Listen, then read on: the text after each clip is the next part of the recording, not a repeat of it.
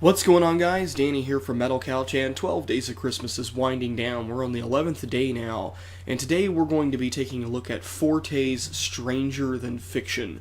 This was another album recommended by friend of the show, Vince, and I listened to one song. He gave me a little sample. He gave me the opening track, Coming of the Storm, which I liked. I liked a lot. It starts out with a pretty fast-paced riff and then plays the same riff over and over, getting faster and faster. So I'm like, okay, alright, we're gonna get into kind of like a thrash kind of thing, I guess.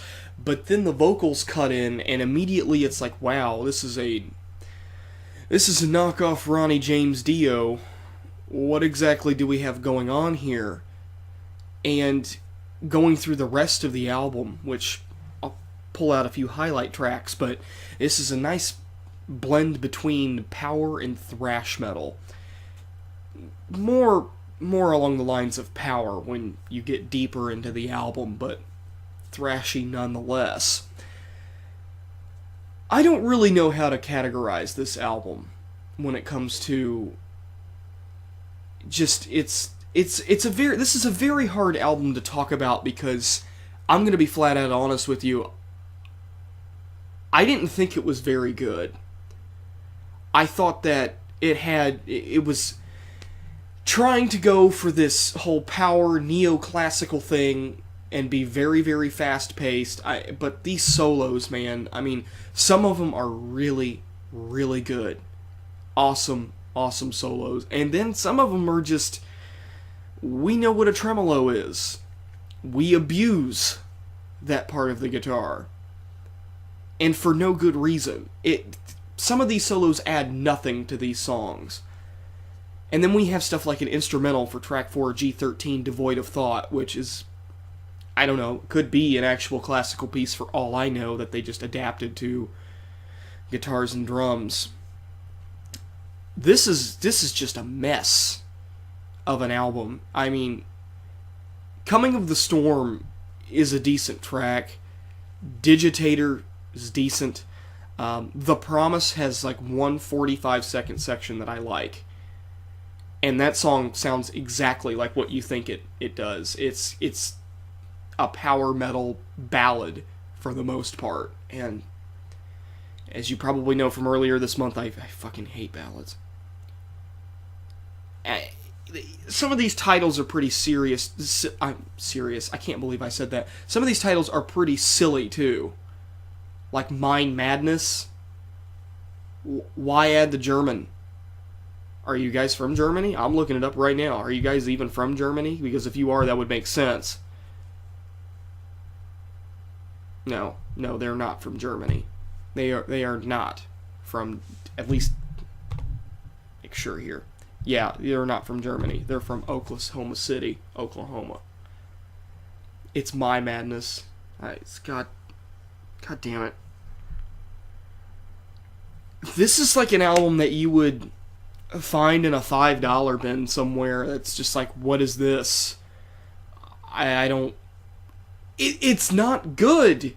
And I know that there are people out there, because I have read that people really, really enjoy this album. Like, the people who've been giving this album a 9 out of 10. No, I would not give it that. Holy shit.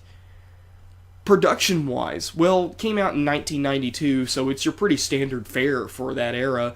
I mean, it doesn't have shit production like the original Rust in Peace, but it's decent. It's a decent sounding album for a early 90s experience. You know, it's not bad. It's just that the music here is boring. Oh, so boring. I was listening to this album. It's 34 minutes long, thankfully.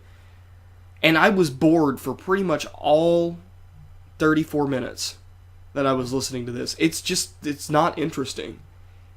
Not even remotely. It's not bad. These people know how to play. Their singer, granted he is a huge knockoff of Dio, he knows what he's doing, but it's just boring. Yeah, and I hate to put it into this category, but this is one of those albums where it's just like, it's that part of power metal where it's like, if you've heard one, you've heard them all, and that's exactly where Stranger Than Fiction fits in. I mean, Yesterday I listened to Liege Lord, and that was a piece of speed metal that completely blew my mind. Forte with Stranger Than Fiction is like the exact opposite of that. It's just like, I know what to expect. It doesn't do anything different. It doesn't try to think outside of the box to give a unique experience, to differentiate themselves from past power metal acts. Yes, you can play guitar solos, I understand that. So can a million other guitarists.